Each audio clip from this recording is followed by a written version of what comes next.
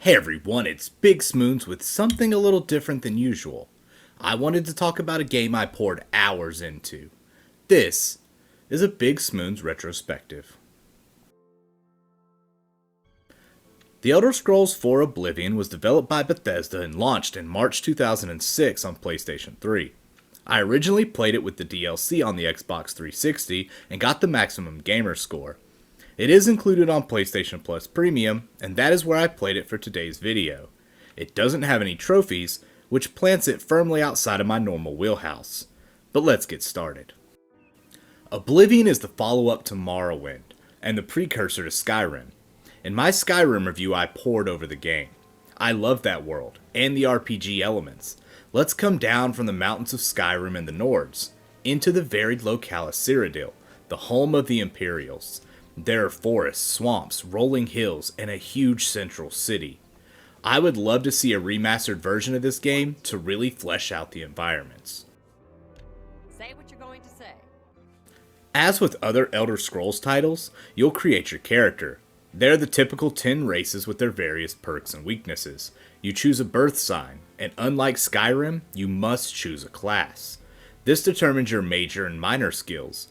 You can design the class yourself and set which skill you want to be major. This is what determines how you level up. The design is much more intricate than Skyrim, where things became more streamlined. You wake up in a prison cell because you're a filthy criminal, as the man across the hall will remind you.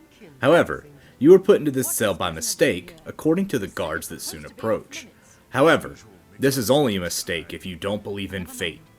The Emperor clearly does, and he's escaping an assassination attempt through your cell, where the hidden path is. He commands the guards to let your character join in on the escape. Things go wrong in the sewers, and your character escapes alone. You are tasked with locating the secret heir to the throne, and given a necklace. Where you go from here is up to you. But, if you want to continue the main quest, we have to find the heir. This will take you to Kvatch.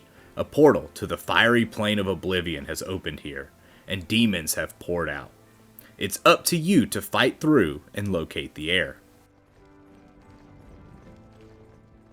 That's the basis of the story. You and the heir must fight against the forces of Mehrunes Dagon, the Daedric prince who rules over Oblivion. You will do this by pushing into various Oblivion gates and taking the fight into his realm. The main story feels epic, and the goal of saving the world is always a good one to use. However, the main campaign is such a small part of the Elder Scrolls games, and Oblivion is no different. The Oblivion gates are similar to the dragons on Skyrim, in that they'll pop up, and you can choose to take them on or run away. The gates won't start appearing until you reach a certain point in the main story, similar to the dragons of Skyrim. The factions for this game include the big four as usual: Mages Guild, Fighter Guild, Thieves Guild, and the Dark Brotherhood. You can also join the Blades as well as completing the arena. There are smaller groups you can join along the way.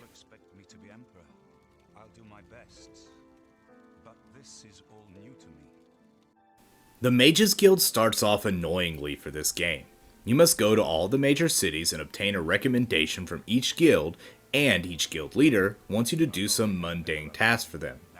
The overall plot revolves around the new guild master and his banishment of necromancy from the guild. The questline picks up after all the recommendations until you rise to the rank of guild leader yourself and all of the perks that come with that. He should be around here somewhere. Talk to him if you'd like to know more about Earthor. Have Earthor see me when he gets back, Associate. The Fighters Guild story kicks off because the guild is hurting for recruits with the rise of the Blackwood Company. The Fighters Guild has long been the mercenary group to hire across the land for their dedication to excellence. The Blackwood Company will do tasks that are immoral and begin to undercut the Fighters Guild. This is where you come in. You must dismantle the Blackwood Company. Upon completion, you will become the Fighter Guild's master. The arena is just one match after another until you reach the end. It's rather boring and tedious to become the champion. You just fight your way to the end of each battle. It doesn't take very long. The person who assigns your fight helps you out by telling you about your opponent. There is an interesting way to end the arena questline if you talk to the former champion first and discover his heritage. The reward for the arena is a stalker, who's the most annoying character in gaming, and you get a cool new title in the arena.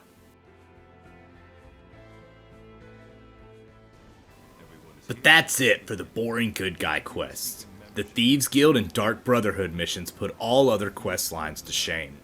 The Thieves Guild features the Grey Fox and the mysticism that comes along with him. No one knows his true identity. He never takes off his cowl, and he may be immortal. You join the guild by finding where they meet and competing with other recruits to earn a spot. You earn the right to take on more quests by stealing and selling items to a fence. It does not take long to unlock all the quests. You got some hot property. Eventually, you get to meet the legendary Grey Fox himself and work with him to steal an Elder Scroll.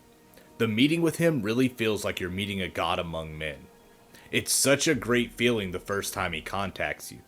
I remember my first time playing Oblivion, and I went to the Thieves Guild right away. It was great rising through the ranks and completing the final heist. You sleep rather soundly for a murderer. The Dark Brotherhood is incredible in this game. The secrecy, the way you get in, and the betrayals are all well executed. Quests are handed down from the Night Mother to the listener, who relays this to the speaker. The speaker chooses a member to handle the assassination. Eventually, you can rise up and become the listener yourself. And speaking to the Night Mother is chilling. The Daedric Princes are here, and they each have their own quest line that requires a minimum level and an offering. Once you reach level 10, track down the statue of Nocturnal and complete her quest for the skeleton key. This completely breaks the game when it comes to locked doors, as it is an unbreakable lockpick.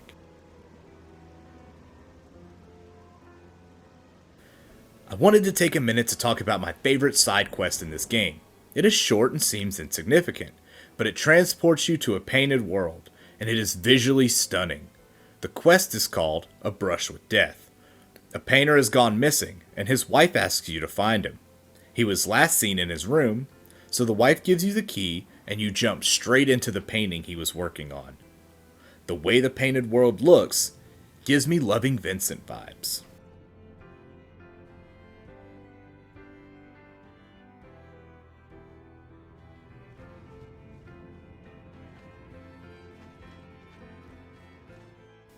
The Elder Scrolls IV Oblivion had a couple of great DLCs, and is credited by some with being a leader in the emergence of microtransactions.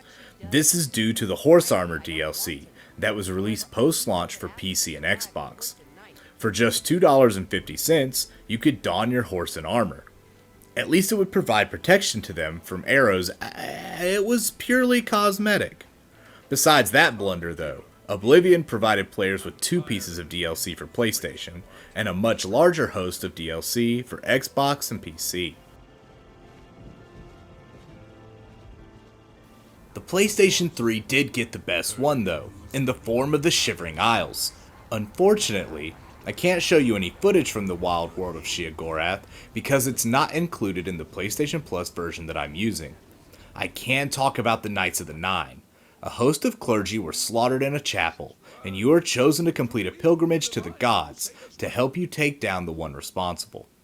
The questline will have you convene with the gods and become their champion in taking down the evil sorcerer king, Umaril.